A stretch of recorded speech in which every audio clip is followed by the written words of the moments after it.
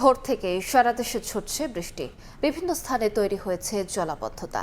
এতে বিপাকে পড়েছেন স্কুল, কলেজ ও অফিসগামীরা। এই নিয়ে বিস্তারিত জানাতে ব্রাহ্মণবাড়িয়ায় আছেন সহকর্মী উজ্জ্বল চক্রবর্তী এবং চট্টগ্রামে আছেন শফিকুল আলম। প্রথমেই সরাসরি যাচ্ছে উজ্জ্বল চক্রবর্তীর কাছে। উজ্জ্বল, গতকালকে দিনভর কালবৈশাখী ঝড়ের পর আজ কিন্তু ভোর রাত থেকেই ব্রাহ্মণবাড়িয়া সহ বিভিন্ন অঞ্চলে বৃষ্টি হচ্ছে। অর্থাৎ ব্রাহ্মণবাড়িয়ার যে 9টি উপজেলা আছে প্রত্যেকটি উপজেলাতে আমরা খবর নিয়েছি, প্রত্যেকটি উপজেলাতেই বৃষ্টি হচ্ছে। সেই সাথে তীব্র, কখনো মাঝারি, কখনো ভারী, কখনো হালকা বৃষ্টি হচ্ছে। এই বৃষ্টিপাতের কারণে কিন্তু বিভিন্ন এলাকায় জলাবদ্ধতা সৃষ্টি হচ্ছে। এই মুহূর্তে আছে আমি ব্রাহ্মণবাড়িয়া শহরের হালদারপাড়া এবং মুন্সিপাড়া এলাকায়। এই এলাকায় কিন্তু সৃষ্টি হয়েছে জলাবদ্ধতা।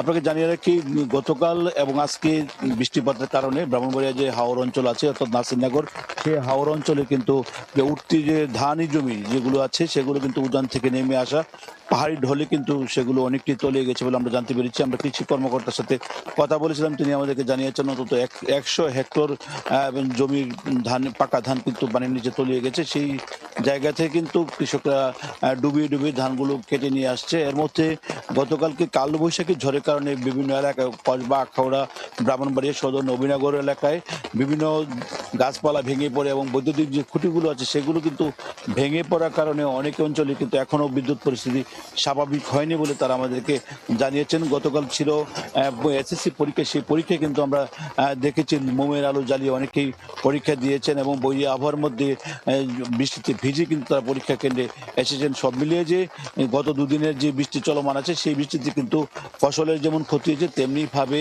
যে পরীক্ষার্থী ক্ষতি হয়েছে, তেমনি বৈদ্যুতিক গাছপালা খুঁটি বিধ্বস্ত হয়ে কিন্তু বিভিন্ন এলাকায় ক্ষতিগ্রস্ত হয়েছে। এলাকার কাঁচা বাড়ি ঘর, রাস্তাঘাট সেগুলো কিন্তু বিধ্বস্ত হয়েছে। সব মিলিয়ে যে বর্তমানে কালবৈশাখীর ঝড়ের যে তাণ্ডব সেটি কিন্তু আমরা বিভিন্ন গ্রামাঞ্চলে দেখেছি। আজ কিন্তু হাওরে একইভাবে কিন্তু বর্তমানে কিন্তু বৃষ্টি হচ্ছে। হাওর অঞ্চলে পানি বাড়ছে বলে আমাদেরকে কৃষকরা জানিয়েছেন। তারা বলছেন যে বর্তমানে বৃষ্টি হওয়ার কারণে কিন্তু উজান থেকে নেমে আসা পানি বাড়ছে, ক্রমশ যদি বাড়তে থাকে যে জমিগুলো এখনো আছে সেগুলো কিন্তু তলিয়ে যাবে বলে তারা আশঙ্কা করছেন এবং কৃষকদের ক্ষতি পুষিয়ে ওঠা নিয়ে কিন্তু তারা বেশ শঙ্কায় আছেন। কেননা হাওর অঞ্চলে একটি মাত্র ফসল, সেই ফসলই কিন্তু কৃষক পুরো বছর জুড়ে চলে তাদের জীবন জীবিকা।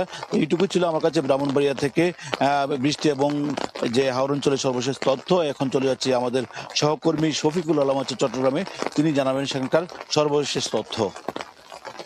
জলাবদ্ধতা হলেও আজকে কিন্তু জলাবদ্ধতা নাই, যেহেতু সকাল থেকে বৃষ্টি হচ্ছে না। তবে গতকাল যে জলাবদ্ধতা হয়েছিল বিভিন্ন নিচু এলাকায় সেটির প্রভাব এখনও রয়ে গেছে। যে বিভিন্ন গুরুত্বপূর্ণ যে সড়কটি বলা হচ্ছে, এখানে অনেকগুলো হাসপাতাল, বিশ্ববিদ্যালয় রয়েছে, সেই সড়কগুলোর অবস্থা একবার নাজুক অবস্থা। আমরা একটু দেখানোর চেষ্টা করি যে গতকাল যেখানে জলাবদ্ধতা হয়েছিল সেখানে সেই সড়কগুলো যে গাড়িগুলো আসছে সেখানে প্রচুর ময়লা জমে আছে, অর্থাৎ কাদা জমে আছে। সেগুলো কিন্তু সেনাবাহিনীর একটি দল এসেছে এবং সেই দলটি এসে সেই ময়লাগুলো অপসারণ করার চেষ্টা করছে।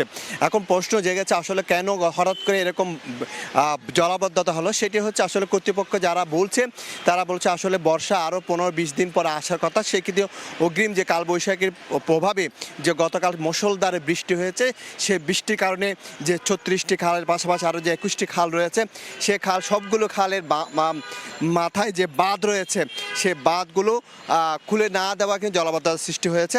তারা বলছিলেন যে এই বাঁধগুলো আরও 15 দিন পরে খুলে দেওয়ার কথা ছিল, কিন্তু সেই বাঁধগুলো খুলে দিতে পারেনি, যে কারণে কিন্তু নালাগুলো দিয়ে পানি সরবরাহ হতে পারেনি, না পারে গতকাল বিভিন্ন জায়গায় কিন্তু জলাবদ্ধতার সৃষ্টি হয়েছে।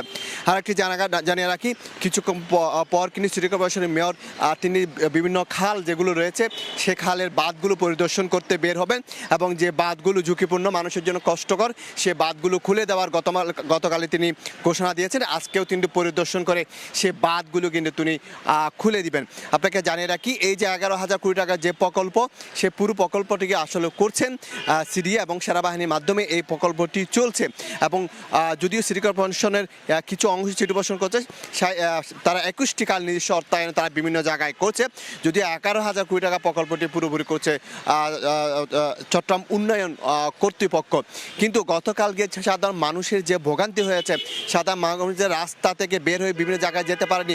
বিশেষ করে এই এলাকায় বেশি, এখানে গলা সমান পানি উঠেছিল গতকাল, এবং পাশাপাশি যে মুরাদপুর এলাকায় সেখানে কিন্তু পুরো রাস্তা ডুবে গিয়েছে, এবং আগ্রাবাদ এলাকা, চকবাজার এলাকা বিভিন্ন জায়গায় জলাবদ্ধতার সৃষ্টি হচ্ছে, এবং মানুষের কালকে আমরা ক্ষোভে দেখেছি, দুর্ভোগেও দেখেছিলাম। কিন্তু একটি সুখবর হচ্ছে গত বর্ষায় কিন্তু জলাবদ্ধতা 50% নামা আনা সম্ভব হয়েছিল, কারণ এই খালের মাথায় যে বাঁধগুলো ছিল সেগুলো অপসারণ করা হয়েছিল। কিন্তু নতুন করে আবার কাজ শুরু হওয়ায় এবার কিন্তু বর্ষার আগে সে বাঁধগুলো এখনো খুলে দেওয়া হয়নি। যে বাঁধগুলো খুলে না দেওয়ার কারণে কিন্তু এই চট্টগ্রামের বিভিন্ন এলাকা কিন্তু তলিয়ে গেছে, এবং পানির নিচে বিভিন্ন এলাকা মানুষ সারাদিন কিন্তু নানা দুর্ভোগে পড়েছে। বিশেষ করে ব্যবসা বাণিজ্যের বড় ধরনের ক্ষতি হয়েছে। আমি যে এলাকায় রয়েছে প্রবর্তক মোড় এলাকায়, এটি হচ্ছে হাসপাতালগুলো, বেসরকারি এবং সরকারি হাসপাতাল, এবং চট্টগ্রাম মেডিকেলে কিন্তু এই হাসপাতালের পাশে, যে কারণে কিন্তু এখানে দোকানপাট যেগুলো ছিল সেখানে কিন্তু পানি উঠে গেছে।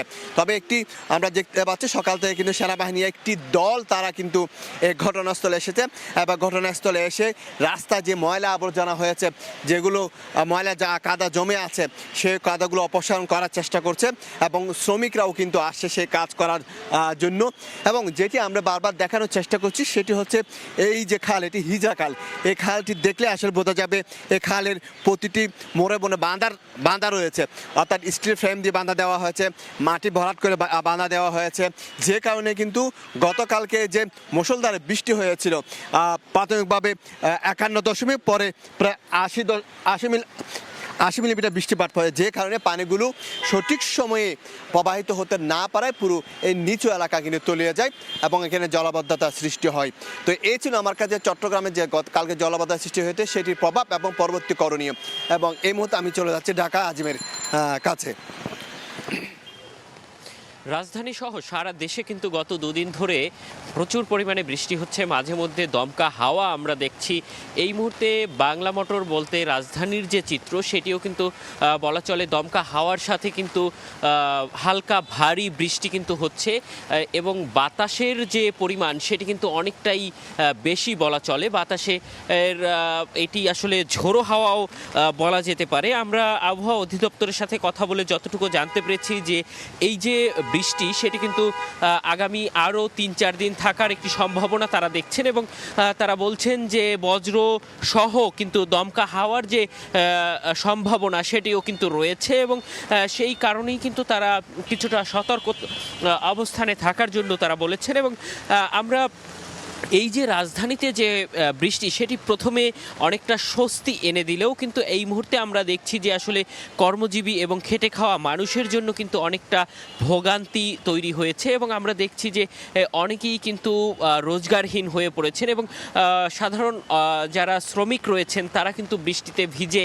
তারপরেও কিন্তু তারা আসলে তাদের যে দৈনন্দিন যে কাজ সেই কাজে তারা বের হচ্ছেন এবং কাজ করছেন। অনেকেই কিন্তু আজকে সকালে ছাতা মাথায় কিন্তু আসলে অফিস যেতে হয়েছে, এবং বিভিন্ন গন্তব্যে যাওয়ার জন্য অনেককে কিন্তু বেগ পেতে হয়েছে, এবং আমরা দেখছি যে এখনও কিন্তু সাধারণ মানুষ কিন্তু অনেকটা কষ্ট করেই আসলে অফিসগামী হচ্ছেন, এবং বিশেষ করে মেট্রো রেল সহ বেশ কয়েকটি যানবাহনে কিন্তু এই বৃষ্টির কারণে চাপ পড়েছে, কারণ অন্যান্য যানবাহনগুলোতে যাওয়া অনেকটা কষ্টসাধ্য হয়ে দাঁড়িয়েছে। এবং এর বাইরে যদি বলতে যাই সেক্ষেত্রে কিন্তু বৃষ্টি হলেই রাজধানীর বিভিন্ন জায়গায় কিন্তু একটি জলাবদ্ধতা তৈরি হয়, এবং সেই সম্ভাবনাও কিন্তু তৈরি হয়েছে। বেশ কিছু রাস্তায় কিন্তু ইতিমধ্যে সামান্য কিছু পানি জমতে শুরু করেছে, এবং এই পানিগুলো যদি ড্রেনেজ ব্যবস্থা দিয়ে না সরতে পারে সেক্ষেত্রে কিন্তু যান চলাচলেও কিন্তু একটি বড় ধরনের সমস্যা তৈরি হতে পারে, এবং যার ফলে কিন্তু যে যানজটটি তৈরি হবে সেটিও কিন্তু অনেকটা রাজধানীবাসীর জন্য ভোগান্তি তৈরি করতে পারে। এবং এই যে অবস্থা এটি কিন্তু আরও 2 থেকে 3 দিন চলতে পারে বলে আবহাওয়া অধিদপ্তর আমাদেরকে জানিয়েছেন। তো এই ছিল আমার কাছে রাজধানী থেকে বৃষ্টির সবশেষ। দেশের বিভিন্ন প্রান্ত থেকে বৃষ্টিতে ভোগান্তির চিত্র সম্পর্কে জানাচ্ছিলেন সহকর্মীরা।